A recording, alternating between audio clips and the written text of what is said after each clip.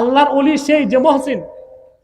কি আমরা বুঝি আল্লাহর ওলিকে যে পিশাব, যার মুরিদ আছে, যার খানকা আছে, যে জিকির করায় সেই কি? বিষয়টা কি এরকম? রাগ করেন না, পিশাবের মুরিদরা রাগ টাগ করেন না। হ্যাঁ জি জি, সেটার জন্য পিশাব হইতে হবে, খানকা লাগবে, মুরিদ। বাঙালি যত না অলি ভক্ত, তার চেয়ে বেশি যদি অলি হওয়ার চেষ্টা করত, প্রত্যেকেই আল্লাহর অলি হইতে পারত। অলি হতে বংশ লাগে না, খানকাও লাগে না, মুরিদও লাগে না।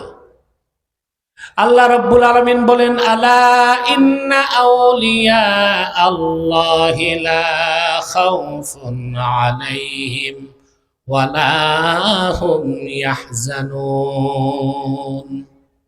সাবধান জেনে রেখো, নিশ্চয় যারা আল্লাহর ওলি তাদের কোনো ভয় নাই, তাদের কোনো চিন্তা নাই। তারা কারা? এই কথাটা আল্লাহ বলেছেন সূরা ইউনূসের ৬২ নম্বর আয়াতে। আল্লাহর ওলি কারা?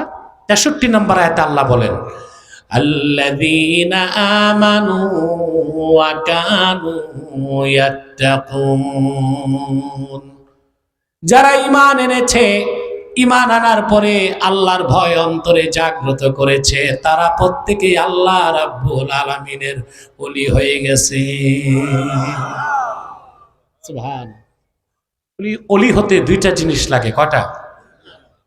এই আয়াতের ব্যাখ্যায় ইবনে কাসির রাহমাতুল্লাহ লিখেছেন, মান কানা মুমিনান তাকিয়্যা কানা লিল্লাহি ওয়ালিয়্যা। মুহাম্মদ সাল্লাল্লাহু আলাইহি সাল্লামের প্রত্যেক সেই উম্মত যার ঈমান আছে আর অন্তরে আল্লাহর ভয় আছে, সে লোকটাই আল্লাহর ওলি হয়ে গেছে। আল্লাহর ওলিদেরই আরেক নাম মুহসিনিন। তা আপনি মহসিন কিভাবে হবেন? আগে মুমিন, তারপরে মুসলিম, তারপরে মহসিন। তার মানে পুরা দিনদার হইতে হবে, ঈমান লাগবে, ইসলাম লাগবে, ইহসান লাগবে। আপনি কি হবেন? মহসিন। আল্লাহর কাছে আপনার মর্যাদা কতটুকু আল্লাহ বলতেছেন, ওয়াসারিউ ইলা মাগফিরাতিম মির রাব্বিকুম ওয়া জান্নাতিন আরদুহাস সামাওয়াতু ওয়াল আরদ উইদ্দাত লিল মুত্তাকিন। তোমরা তোমাদের রবের মাগফিরাত এবং জান্নাতের দিকে দৌড়াও, যে জান্নাতের প্রশস্ততা আকাশ ও জমিনের প্রশস্ততার সমান। উইদ্দাত লিল মুত্তাকিন, এই জান্নাত তৈরি করা হয়েছে মুত্তাকিদের জন্য। এই মুত্তাকিদের আরেকটা নামকে আল্লাহ সামনে বলতেছেন, আল্লাযীনা ইউনফিকুনা ফিস সাররাই ওয়াদ-দাররাই ওয়াল কাযিমিনাল গায়যা ওয়াল আফিনা আনিন নাস ওয়াল্লাহু ইউহিব্বুল মুহসিনিন। যারা সচ্ছল অবস্থায়, অভাব অবস্থায় খরচ করে আল্লাহর দ্বীনের জন্য, দ্বীনদারদের জন্য, এবং রাগকে দমন করে অন্য মুসলমানকে মাফ করে দেয়, আল্লাহ বলেন তারা মুত্তাকি, তারাই মুহসিনিন। আল্লাহু ইউহিব্বুল মুহসিনিন। আল্লাহ মুহসিন বান্দাদেরকে ভালোবাসেন, বলেন সুবহানাল্লাহ। আজকে সূরা মায়দা থেকে আমরা শিখলাম দ্বীনের পূর্ণাঙ্গ পরিচয়। অথবা আমরা যদি আল্লাহর দ্বীনকে পরিপূর্ণ গ্রহণ করি, তখনই আমরা আল্লাহর প্রিয় বান্দা হব, দ্বীনদার হব। রাজি আছেন? 1 ঘন্টা পার হয়ে গেছে, আর 10 মিনিটে কিছু মৌলিক কথা এই আয়াতের উপর আমি বলছি। জোয়ান মানুষ, শীতে কাবু হয়ে গেছে, একটু পরে মোনাজাত, মাথাটাও নাড়বেন না, পারবেন না ইনশাআল্লাহ। এবার মৌলিক কিছু কথা আল্লাহ তাআলা এই আয়াতের মধ্যে বলেন, ওয়ারাদিতু লাকুমুল ইসলাম দীনা। এটার ব্যাখ্যাটা আমি করব না, আল্লাহ রাসূল সাল্লাল্লাহু আলাইহি ওয়াসাল্লামের আপন চাচাতো ভাই আব্দুল্লাহ ইবনে আব্বাস রাদিয়াল্লাহু তাআলা, ওনার থেকে ব্যাখ্যা এসেছে তানবীরুল মাকবাস মিন তাফসির ইবনে আব্বাসে।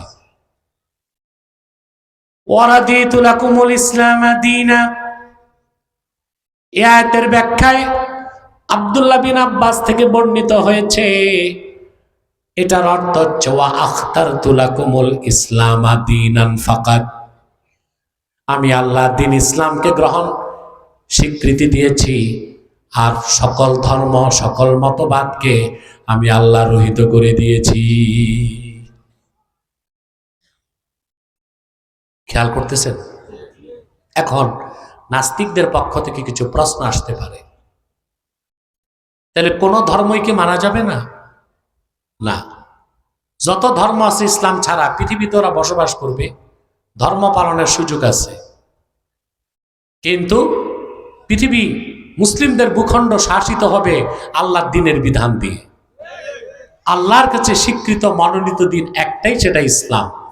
কোন মুসলিম ধর্মনিরপেক্ষ হতে পারে না, অন্য ধর্মের অধিকারকে স্বীকার করতে পারে, কিন্তু মুসলিম ব্যক্তিগতভাবে ধর্মনিরপেক্ষ হতে পারে। এখন প্রশ্ন করতে পারেন, আরো তো ধর্ম আছে যেগুলো আল্লাহর কাছ থেকে এসেছিল। যেমন পশ্চিমারা 3টা ধর্মকে স্যামেটিক রিলিজিয়াস বলে। কয়টা? স্যামেটিক। আরবিতে আসমানকে বলে সামা, সামা থেকে স্যামেটিক, অর্থাৎ ইসলাম ছাড়াও বাকি যে 2টা ধর্ম এসেছে আকাশ থেকে, মুসা কর্তৃক ইহুদি ধর্ম, ঈসা কর্তৃক খ্রিস্টান ধর্ম, ওই ধর্মগুলোকেও তারা কি বলে? স্যামেটিক, আসমানি ধর্ম। এখন কেউ বলতে পারে যে হ্যাঁ, ইসলাম পরিপূর্ণ, ইসলাম সর্বশ্রেষ্ঠ, তো অন্য ধর্মের মধ্যে ভালো কিছু থাকলে নিতে সমস্যা কি? প্রশ্ন আসতে পারেন, কথা বলেন। বাংলাদেশে অসংখ্য আলেমকে কিনে ফেলছে মুভ ফাউন্ডেশন। কারা?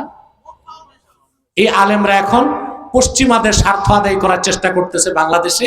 তারা সেমিনার করে, সেমিনারের মধ্যে থাকে 1-2 জন মৌলবী, হিন্দুদের একটা ব্রাহ্মণ, খ্রিস্টানদের একটা ফাদার, বৌদ্ধদের একটা পুরোহিত।